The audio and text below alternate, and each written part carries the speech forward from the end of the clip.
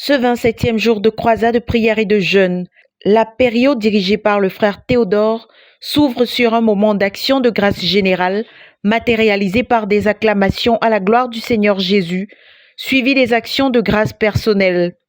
Dans l'Aréma 2022, le Seigneur nous a promis des structures. C'est dans ce cadre qu'une brève présentation vidéo de la première structure que le Seigneur vient de nous donner au Royaume-Uni a été faite. Suivi du témoignage de seules acquises par les frères en Allemagne, ce qui amène les saints à remercier Dieu une fois de plus pour sa fidélité à tenir ses promesses. Pour entrer dans le vif de l'enseignement du jour, le leader déclare: nous avons commencé à dire que David avait bâti la nation d'Israël avec de la vaillance dans 9 domaines. Nous avons déjà parlé d'un de ces domaines, à savoir la vaillance martiale qui se manifeste sur le champ de bataille. Pour nous, cela représente les champs de mission, de moisson, d'évangélisation du ministère. Ceux qui accomplissent des actes de vaillance nous font avancer. Ils font descendre Dieu en nous apportant des victoires par leur foi, parfois à de grands prix, rappelle-t-il. Pour le royaume de David, Dieu avait suscité ces profils qui ont été enregistrés nommément pour que nous puissions savoir que le ciel enregistre et connaît certaines personnes comme les vrais actionnaires qui ont établi le ministère. Nous avons dit que chacun inscrit son nom sur la liste de ceux qui ont bâti le ministère par des actes et non par des intentions. Nous y inscrivons nos noms par nos actes, par nos cœurs et par notre foi, insiste-t-il. Un autre domaine que David a développé est la vaillance du sanctuaire. Il a compris qu'une nation est bénie si elle a Dieu. De par notre connaissance de la Bible et notre arrière-plan culturel, nous devrions savoir que les hauteurs ne tolèrent pas des bases fragiles. Ainsi, si tu veux aller loin, il faut avoir de la puissance. Si on veut bâtir une nation spirituelle constituée de personnes qui vont rendre une obéissance totale au Seigneur Jésus en toutes choses, sans planifier ce qui va apporter une puissance pour rendre cela possible, alors nous sommes des fainéants, révèle l'orateur. Plus tu prends de la hauteur, plus tu es confronté aux puissances, aux dominations, aux principautés, dont le langage est en termes de sacrifice, de sang et de prix payés. Si tu veux aller loin et que tu n'as pas de base de puissance, tu ne vas pas survivre. De même, si nous voulons avoir une grande nation où les gens obéissent à Jésus en toutes choses pour marcher dans la lumière et dominer le monde, faire asseoir l'évangile, renverser les idéologies, on ne peut pas le faire sans puissance. Tout dirigeant dans notre ministère doit bâtir ce qu'il faut pour amener Dieu. C'est cela la vaillance du sanctuaire. Ce qui fait la différence entre nous et les autres, c'est la source de notre puissance, fait-il remarquer. David a établi le tabernacle. Il a fait des plans pour la construction du tabernacle et a organisé le service qui devait être fait continuellement pour que la nation ait Dieu. David n'allait pas en guerre uniquement avec des prouesses militaires, il y allait avec une armée invisible. Dans le cas du prophète Élisée, le jeûne et la prière continuelle avaient mis au service de son ministère des soldats flammes.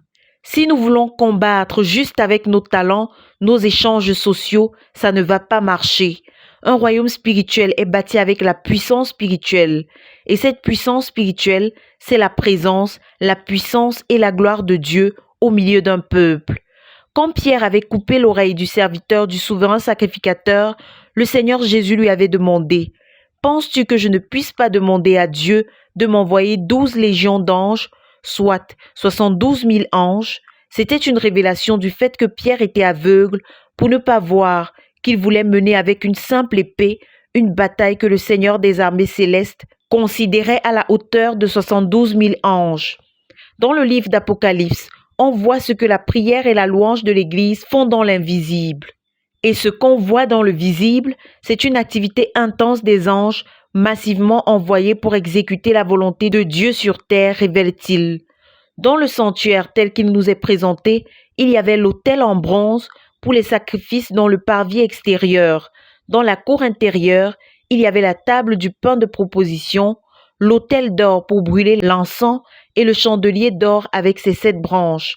Dans le Saint des Saints, il y avait l'arche de l'Alliance dans lequel il y avait 3 objets, les 2 tablettes de la loi, la verge d'Aaron et le vase où l'on avait mis la manne. Selon l'apôtre Paul, si l'arche représente l'autorité, la présence et la gloire de Dieu, les éléments qu'il y avait dans l'arche montrent les outils que Dieu utilise pour manifester sa présence parmi son peuple. La verge représente la nomination des dirigeants par Dieu. Donc, si Dieu ne t'a pas nommé, quelle que soit ton ambition, il ne sera pas avec toi. Le récipient qui contenait la manne montre que Dieu manifeste sa présence à travers la provision. Et le dernier objet était la parole de Dieu. C'est de cette manière que Dieu manifeste sa présence au milieu de son peuple. Dans le lieu saint, il y avait la table de consécration qui avait le pain, ce qui représente chacun de nous qui a mûri son caractère, de sorte qu'il porte le fruit de l'esprit.